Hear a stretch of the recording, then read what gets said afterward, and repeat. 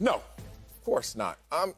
Philosophically, I'm not even the type of person to tell you you've reached your limit in terms of potential and growth. Who in the hell you think you are? The audacity of anybody who will ever sit here and look at me in these eyes, wearing a green suit, to say such things. Okay, I'm just assuming that. Well, maybe, let me give you something. Maybe he did reach his ceiling since he is the leader of the #1 offense. I mean, you can't go any higher than that, can you, Acho? Man, y'all better stop playing with Dak, top 10 in passer rating, completion percentage, passing yards, and passing touchdowns just last year. Woo, Dak Prescott, man. We just talked about this with Lamar Jackson. Stop trying to limit these dudes, man.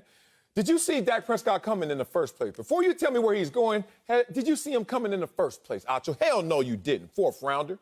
Hell no, you didn't. This dude's backyard now looks like AT&T Stadium. You know why? Because you didn't know what to bet on this guy and Dak Prescott. Not only a man of character, a man of work, and a man of production.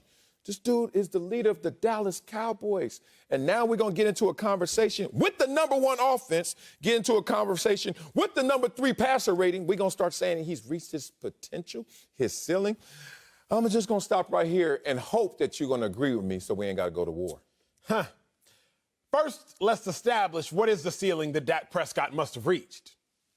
13 wins, playoff win, won the division several times, made the Pro Bowl a few times, commanded the #1 offense. So if that is the ceiling, that's not a bad ceiling. Everybody calm down, right? Let's not be offended by, oh, we reached the ceiling.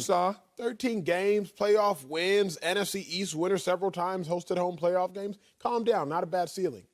But of course he's reached the ceiling. Oh, there you go. You had and he's reached the ceiling because that's a good ceiling. It's not, nothing's wrong with that. Like, everybody, let's not be offended. So, what? I don't know if I see the Cowboys winning more than 13 games, or at least a higher winning percentage than 13-3. Remember, there are now 17 actual games in an 18-week season.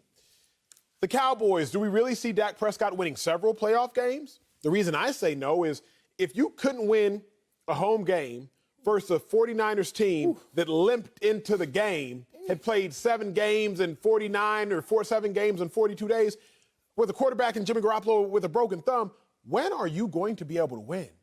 If you couldn't win a home game in 2016 when you had 3 offensive linemen that are borderline Hall of Fame, you had the #1 running back in the league, you had a Hall of Fame tight end, you had the greatest touchdown receiver in Cowboys history in Dez Bryant, you had an all-pro slot receiver in Cole Beasley.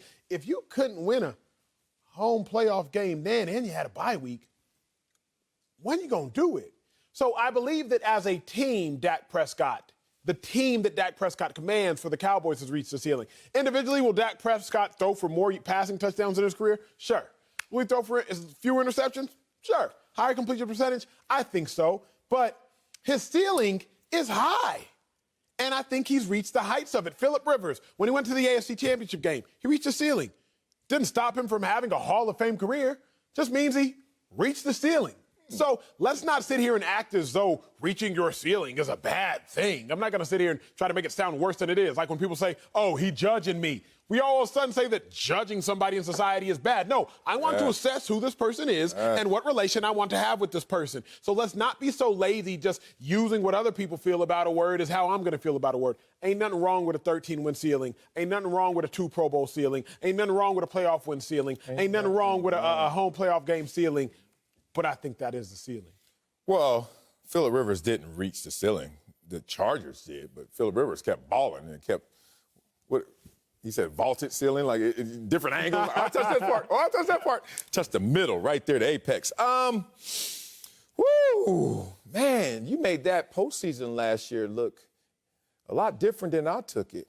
Yeah, they lost to the San Francisco 49ers, the same 49ers that went out there and beat the Green Bay Packers. That means they beat the MVP. And Dak scored more points than the MVP did. Guess he reached his ceiling. I don't know what part of it. When he's improved under Mike McCarthy compared to Jason Garrett. But you said he reached his ceiling his rookie year, 13 wins. I don't know. Highest passer rating in the first 6 seasons, #2 in NFL history. You say he's reached his ceiling. It's kind of interesting here. Last year, after coming off of amazing, healthy 2019, then injured, and then Dak Prescott comes back. People thought he had reached his ceiling. Oh, the injury. Oh, they paid you. Why they pay you, man? You already got your best days behind you. He just went out there and had a passer rating higher than Patrick Mahomes. Pretty good. Completion percentage higher than Tom Brady, Matt Stafford. Ooh, Super Bowl champion, mister.